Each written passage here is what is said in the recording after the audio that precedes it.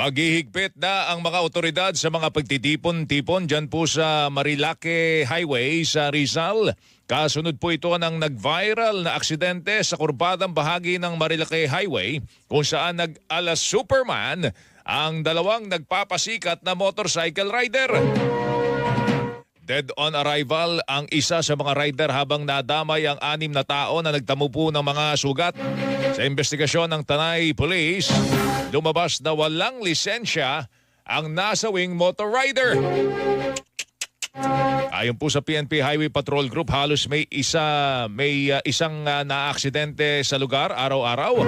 At ngayong taon pa lamang 13 na po ang nadisgrasya. Kung saan yung talagang nandun yung congestion ng mga riders natin, doon din tayo. Kung saan sila naglalaro, doon din tayo. Dapat matagal na kayo nandun. Daming